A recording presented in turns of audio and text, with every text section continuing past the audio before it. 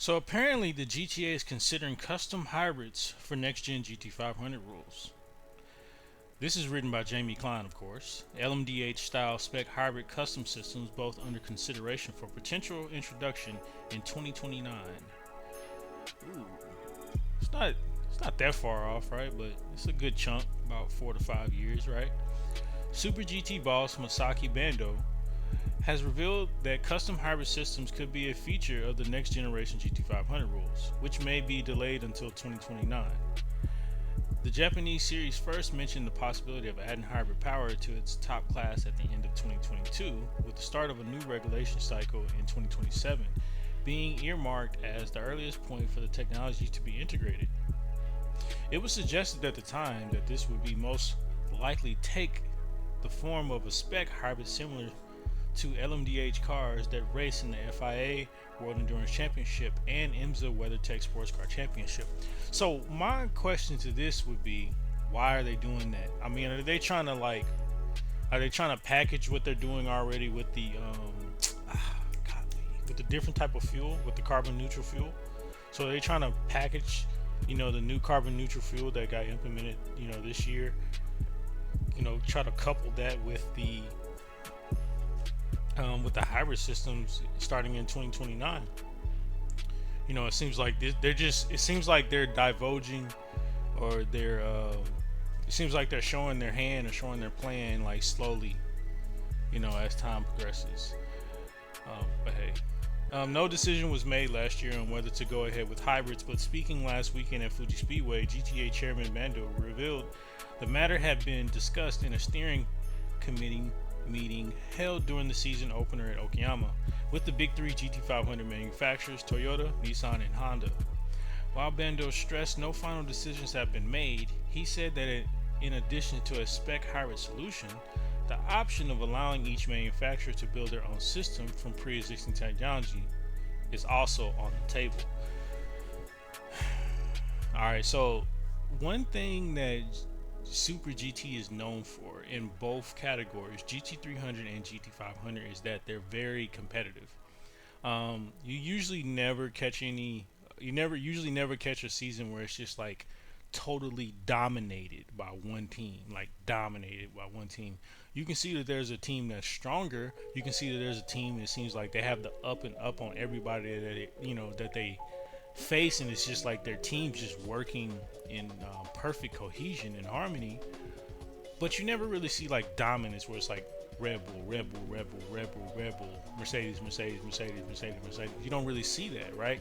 You'll see a lot of times where it's like a repeat champion, for a team, but you didn't see them always winning every single race.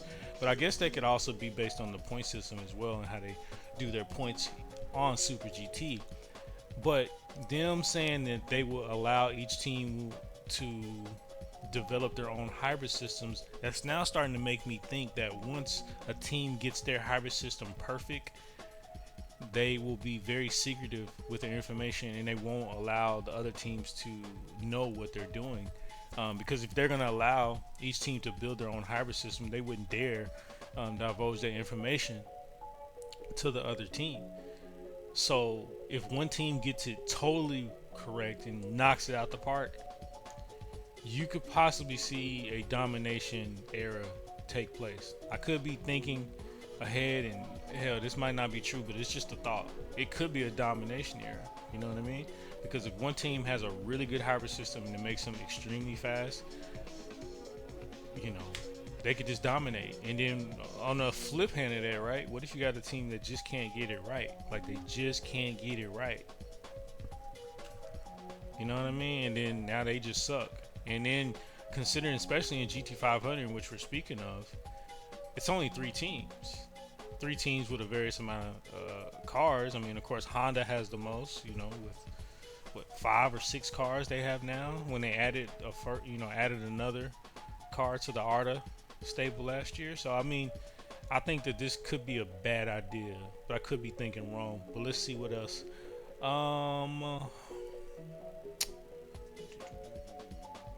We are considering something like LMDH with parts. No, that we didn't read that.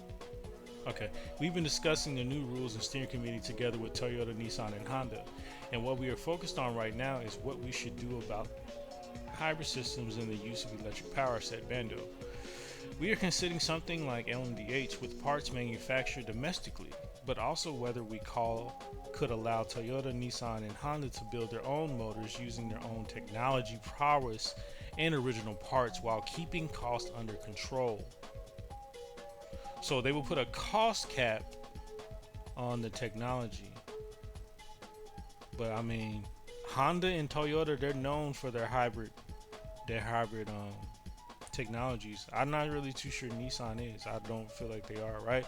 So maybe they might see that might be a disadvantage even on that. They might just have to step up their game now. You know what I mean? We are considering something like, let me read that again. We are considering something like LMDH with parts manufactured domestically, but also whether we could allow Toyota, Nissan, and Honda to build their own motors using their own technology prowess and original parts while keeping costs under control. Using their own words are hard sometimes, right? Own motors using their own technological prowess. What does prowess mean exactly? Let's look that up. Exactly what does prowess mean? Prowess. Prowess means exceptional skill or ability. Your selling prowess might save your life in a storm, while someone with less. So, okay, basically, so it's your skill level, it's your ability, your selling prowess. So basically, it's your skill in it, right? And like I just said, I'm not really too sure Nissan really has a skill in regards to hybrid technology in comparison to Toyota and Honda. Although they did have the Nissan Leaf, I'll take that back. I'm not really too sure. We'll see. Time will tell. At the beginning of last year, the GTA confirmed that the current GT500 rule set would be extended to cover the 2024 season, and that the next rule cycle, commencing running from 2025 to 2027, would see no major changes. Given an update on the possible timeline for significantly revised regulations, including hybrids, Bando suggested that 2029 is a more realistic time frame for the next generation rules to be introduced. Next year, we will introduce a new monocoque for the 15 race cars and the 3 manufactured test cars, so all 18 cars will be refreshed. Man, it's like they keep unraveling the plan. Next year, they are introducing a new monocoque for the 15 race cars. Man. And then I guess, and it says, and the 3 manufactured test cars, so all 18 cars will be refreshed. Even the test cars will be refreshed. Damn, where'd they get the money from? We wanted to use those until 2027 and introduce new cars in 2028. But while we didn't reach a definite conclusion yet, we are now moving in a direction of maintaining the existing regulations until 2028 and then introducing new cars in 2029. At the moment, 2028 is looking difficult. So in order to introduce new cars in 2029, we want to test them in 2028. And so we need to be gathering most of the new parts and examining those in 2027. So let me just go back. Okay.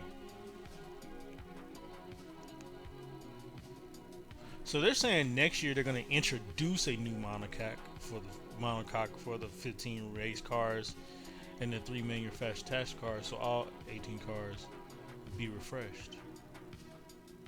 So is he saying they're going to be running them to next year, or is he going to run them in 2028? That was kind of confusing. Super GT has already made several changes to the regulations in recent years in the name of reducing its environmental footprint. Just like I thought.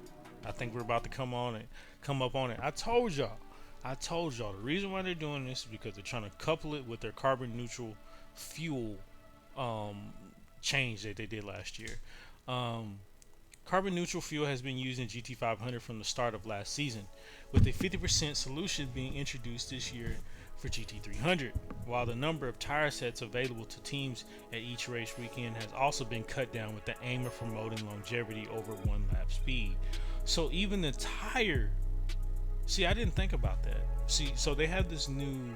We talked about this before in other videos, but they have this new qualifying format to where you can only use one set of tires for all of qualifying, and you have to start the race on that one set of tires that you already used.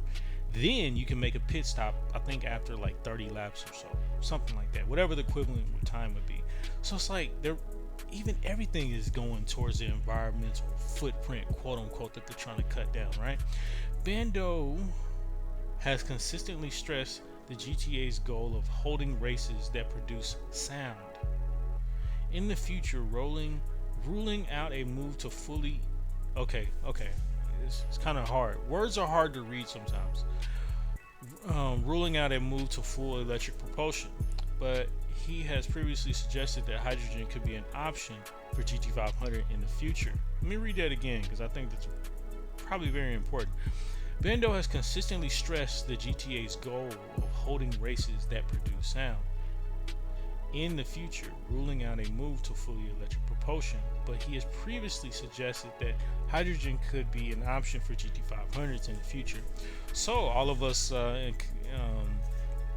internal combustion lovers, motors that make sounds, that's good news for us. There's no plans of them pushing us out, you know what I mean? So while considering the next generation GT500, I'm sorry, words are hard tonight. I'm not sure what's going on. While considering the next generation GT500 rules, we need to consider how Japan's infrastructure concerning electric power and hydrogen will develop in the future. So while considering the next generation GT500 rules, we need to consider how Japan's infrastructure concerning electric power and hydrogen will develop in the future. So sometimes you have to read between the lines, So when he says we have to consider Japan's infrastructure concerning electric power and hydrogen, now that makes you wonder, will they be signing any deals like, Japan, like the diplomats and everything? Like, will they be signing any deals with different countries in order to get more resources in order to build a larger electric power and hydrogen, in order to build more resources for consumption?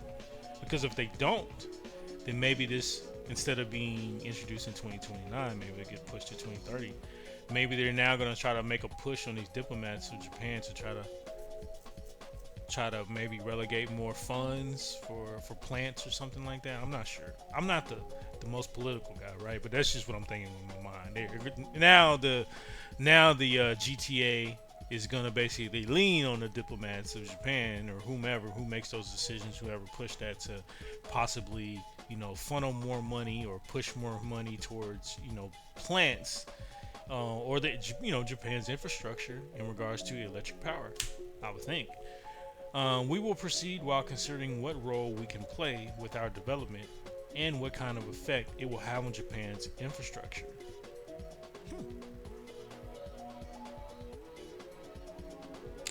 Very forward thinking from Bando. Very forward thinking. We'll see how this turns out.